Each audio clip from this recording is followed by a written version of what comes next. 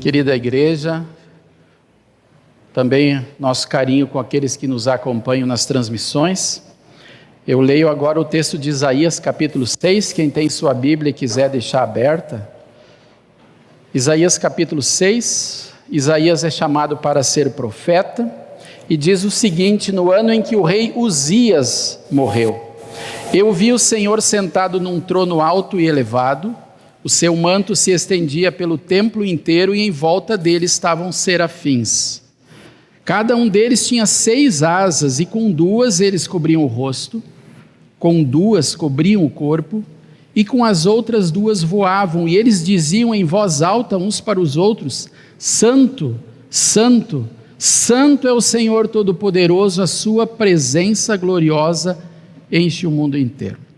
O barulho das vozes dos serafins fez tremer os alicerces do templo, que foi ficando cheio de fumaça. Então eu disse, no caso Isaías: ai de mim, estou perdido, pois os meus lábios são impuros e moro no meio de um povo que também tem lábios impuros. E com os meus próprios olhos vi o Rei, o Senhor Todo-Poderoso.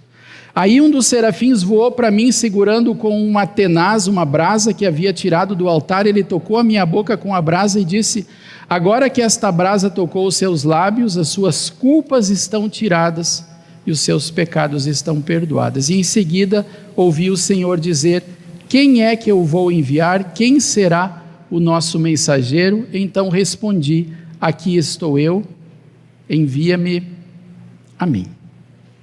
Até aqui o texto. Queridos, não sei se você já participou, por exemplo, de uma entrevista classificatória. Já passou por esse processo na vida?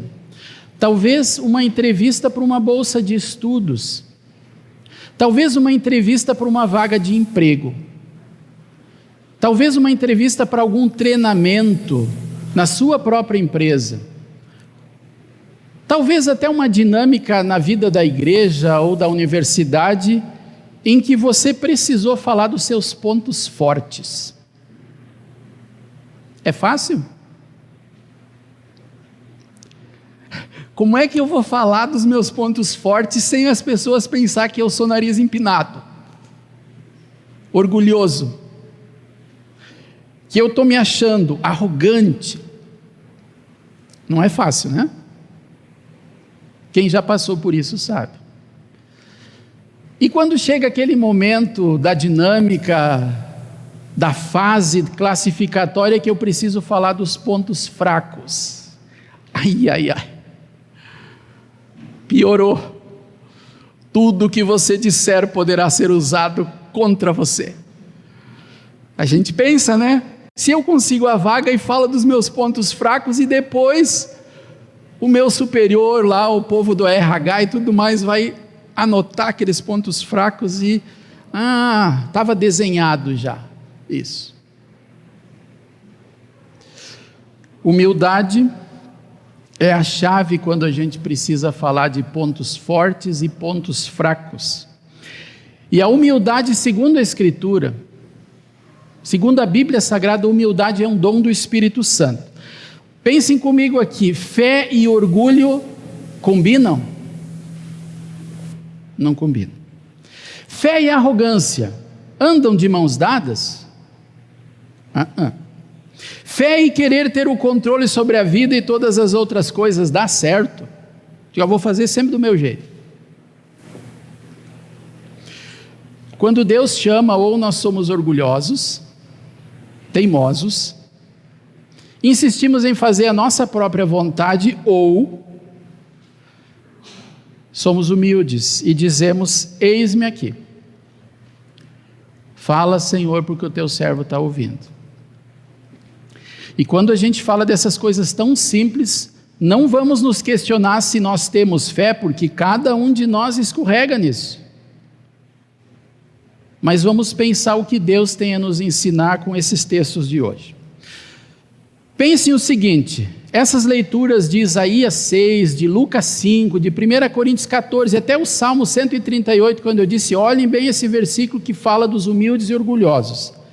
Essas leituras, elas mostram o chamado de Deus de formas diferentes. Isaías estava no templo, o lugar sagrado. E lá ele ouviu de Deus: a quem enviarei? Os discípulos estavam na praia, gente. Depois de uma noite frustrada, uma pesca que não aconteceu, eles foram chamados.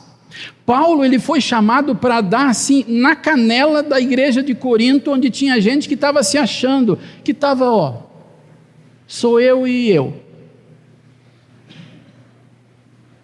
E o salmista Davi foi chamado por Deus para nos ensinar coisas tão bonitas nesse Salmo 138 e durante toda a sua vida. E nenhum deles foi perfeito. Nenhum deles.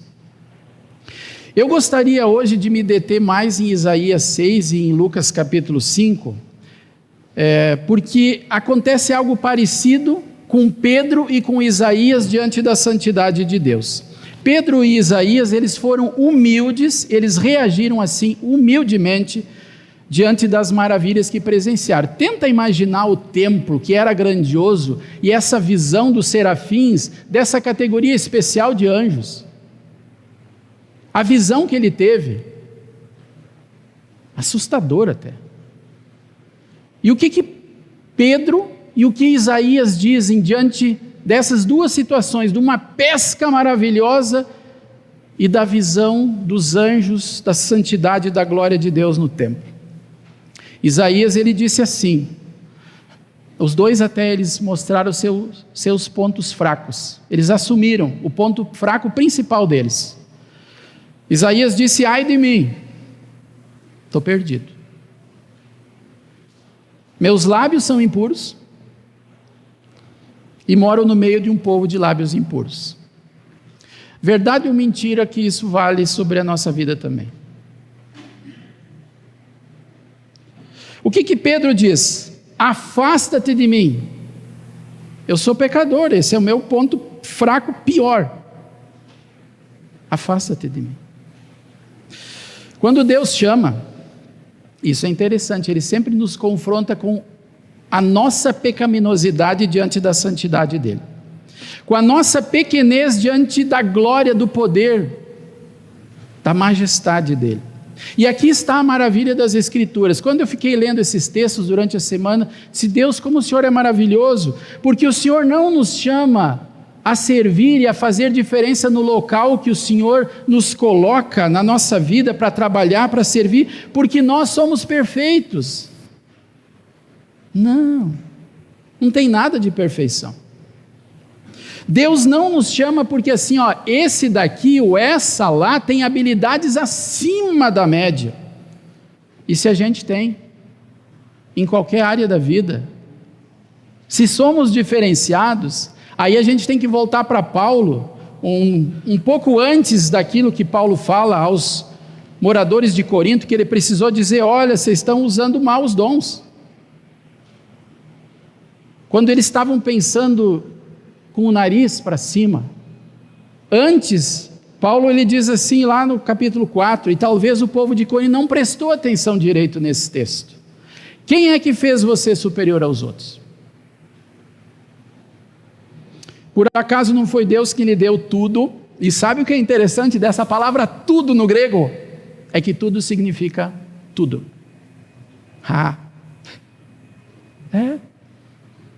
Tudo, mas tudo mesmo que você tem é de Deus, é emprestado. Não tem a ver só com você, tem a ver com Ele. O que você faz com tudo que Ele lhe deu.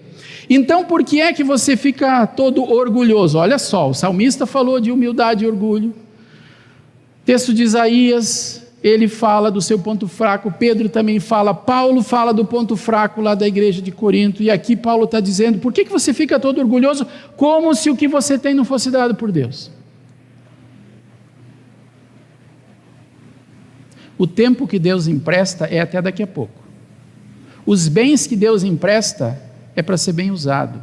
Os dons que você recebe são dons, e dons são dados, e se são dados é para a edificação da igreja. E o corpo que você tem, quando às vezes a gente diz: eu faço o que eu quero, o corpo é meu.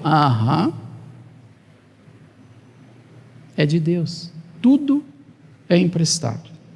Davi, eu vou lembrar para vocês o versículo 6 do Salmo 138, ele diz: tu estás lá nas alturas, mas mesmo assim te interessa pelos humildes, e os orgulhosos não podem se esconder de ti. Então, se a gente diz que o chamado de Deus mostra a nossa realidade, o chamado também não só mostra a nossa realidade, mas nos transforma. Porque Isaías e Pedro e tantos outros na Bíblia se sentiram indignos diante do chamado, mas a graça de Deus é maravilhosa. E se a gente está aqui hoje, tem tudo a ver com a graça de Deus. Então Deus não só nos chama, mas Deus nos purifica e Deus nos capacita. Ele perdoa. E olhem só o que diz o texto de Isaías 6. Lembram? O anjo pega uma tenaz, uma brasa do altar, coloca na língua de Isaías e diz: agora você está purificado, os seus pecados estão perdoados. E quando Pedro diz: afasta-te de mim, Jesus não se afasta. Porque como é que ele ia se afastar se ele mesmo diz: venham a mim vocês, de lábios impuros, de vidas impuras, cheios de pontos fracos, cheguem perto de mim. Após perdoar o profeta, aí tem a pergunta do chamado: quem eu vou enviar? E aqui eu gostaria que vocês pensassem comigo numa coisa. Irmãos, pensa em quantas vezes na vida Deus, por meio de pessoas, convidou você a fazer a diferença na vida de alguém, testemunhando seu amor em palavras e em atitudes. E o que é fácil para a gente? Se esconder. Quando Deus diz: quem eu vou enviar? Quem vai ser o meu mensageiro? Quem vai falar da salvação, desse perdão, dessa graça, dessa misericórdia? O Isaías, ele... eis-me aqui. Quando o pastor Mateus, pastor Alaor, que já convidou tantas vezes aqui nessa igreja, quando os pastores convidarem você, nos ajuda, quer dizer, ajuda a igreja que você faz parte, com os dons que você tem, para edificar, você pode escolher dizer: Deus, escolhe o outro porque eu não tenho capacidade.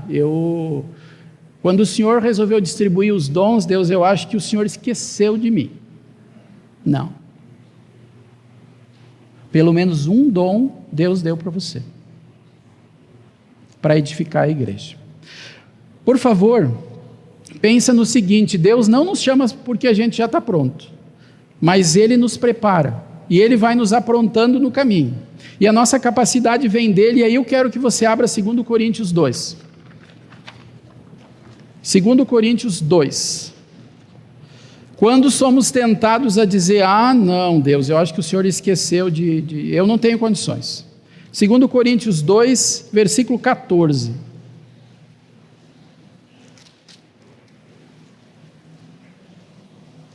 2 Coríntios 2. Lá na metade do versículo, na metade da terceira linha, diz assim: como um perfume que se espalha por todos os lugares, somos usados por Deus para que Cristo seja conhecido. Isso é para mim e para você. Como um perfume bom, não porque a gente é bom, a gente cheira mal, mas Deus fez a mudança de essência, nos transformou num bom perfume, por causa de Jesus. E olha o que diz o versículo 16: para os que estão se perdendo é um mau cheiro que mata, mas para os que estão sendo salvos é um perfume muito agradável que dá vida. E aí a pergunta: então quem é capaz de realizar um trabalho como esse? Quem é capaz de ser um bom perfume na vida dos outros? Ele diz: nossa, eu não consigo. E aí ele diz no versículo 3, no capítulo 3, versículo 5: em nós não há nada que nos permita afirmar que somos capazes de fazer esse trabalho, pois a nossa capacidade vem de Deus. Paulo diz: esse é o meu ponto fraco, eu não tenho capacidade. Mas aí ele fala do ponto forte que está em Deus. Vem dele a capacidade para fazer. É ele, olhem o versículo 6 do capítulo 3, é ele quem nos torna capazes de servir. Bonito isso. Tira o peso da gente, E nós temos tantos motivos para dizer obrigado para Deus.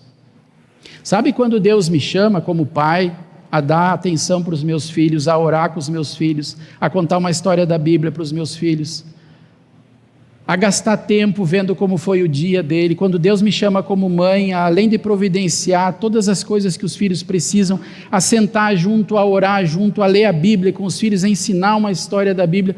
Sabe quando Deus nos chama como filhos a respeitar o pai, a orar pelo pai e a mãe, a orar com o pai e a mãe?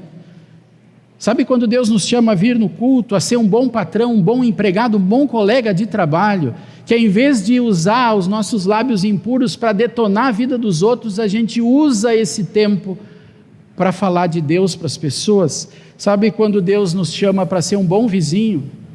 E talvez pegar um pequeno livreto hoje aqui e deixar na caixa postal de algum vizinho como um presente, sendo um pescador de homens? A gente está recebendo os chamados de Deus e aceitando os chamados dele. Depois de ser purificado, Isaías ouviu a voz do Senhor perguntando: a quem eu vou enviar? E ele disse: estou aqui, envia a mim. E eu acho fantástico esse texto de Lucas 5, se vocês prestaram atenção, estava lá o Pedro, Tiago e João, a noite inteira tentaram pescar, não pescaram. Aí Jesus faz o sermão, usa o barco como púlpito, depois diz: vamos para lá, entram de novo no mar, um horário terrível para pescaria, e Jesus diz: joguem as redes, e o Pedro começa dizendo: Senhor, tentamos a noite toda, mas já que o Senhor está dizendo, e aí, joga, e vem aquele negócio maravilhoso, extraordinário, aquela pescaria. Fantástico isso. E sabe quando Jesus diz para o Pedro e para os outros para ele ser pescador de gente? Depois que ele botou tanto peixe no barco, que se eles tinham conta para pagar, e se existisse boleto naquela época, estava com a vida feita. Mas quando estava lá tudo cheio, a vida boa, se Jesus tivesse chamado eles na praia direto e dito assim: olha, já que a vida de pescador está uma porcaria, vamos lá. Eu acho que eles iam dizer: está bem. Mas primeiro Jesus encheu o barco. E aí disse: então, se a sua vida está bem, se você está pensando: daqui a 10, 5, 20 anos eu vou servir, é hoje. E se a sua vida não está bem, é hoje. Porque hoje é o dia que o Senhor fez. E a nossa reflexão de hoje não é só sobre um Davi do passado, um Isaías do passado, um Pedro, Tiago e João do passado, um Paulo que falou para a igreja de Corinto do passado. Essa mensagem aqui, essas leituras bíblicas, elas têm a ver comigo, sabe por quê? Vocês e eu, a gente não está numa entrevista de emprego para falar de ponto forte e fraco, mas se a gente tivesse e soubesse que o cara que está nos entrevistando já tem tudo, detalhe por detalhe, tintim por tintim da nossa vida, e quando ele pede o nosso ponto fraco, ele só quer saber se a gente está sendo verdadeiro. E assim é Deus. E incrível que Deus é assim, Ele sabe dos nossos pontos fracos e assim nos chama. Não é maravilhoso isso? Não é fantástico um Deus assim? Diante da santidade dele, do meu pecado, do meu ponto fraco, ele diz: vem aqui que eu quero fazer você um pescador de gente. Tem muitos momentos que Deus nos convida para fazer coisas pequenas e coisas grandes. E quando Deus nos chama, a gente tem duas opções, e assim eu quero terminar essa reflexão. A gente tem uma opção: vou olhar para mim. O que eu vou encontrar? Fraqueza. Pecado. E só nos restará dizer como Pedro: afasta-te de mim, sou pecador, ou ai de mim, estou perdido, meus lábios são impuros. Mas quando Deus nos chama, e se a gente olha para o lugar certo, que é olhar para Jesus, nós podemos nos alegrar, porque mesmo sabendo das nossas fraquezas, dos nossos muitos pecados, Ele enviou Jesus. Você entrou lá, você mira lá. Quando você está saindo da igreja, você olha lá na porta, tem uma cruz. Esse é o lugar certo para a gente olhar. Deus enviou seu Filho para dar a vida em nosso lugar por causa dos meus tantos pecados, para nos purificar e nos tornar seus servos, não por obrigação agora, mas por gratidão. Então, por tudo que Jesus fez, por esse amor maravilhoso que nos constrange, não há outra resposta quando Deus nos chama, senão dizer como Isaías e Pedro: eis-me aqui. Usa, Senhor, o meu tempo, que não é meu, os dons que o Senhor me deu, os bens que o Senhor emprestou, o corpo que o Senhor empresta, para que eu aceite os teus chamados e seja um pescador de gente. Amém. Ficamos em pé. Que o amor de Deus, a graça de Deus e o chamado de Deus, que vai muito além da nossa compreensão humana, guarde nossas mentes, nossos corações firmados para olhar para o lugar certo que é Cristo Jesus. Amém.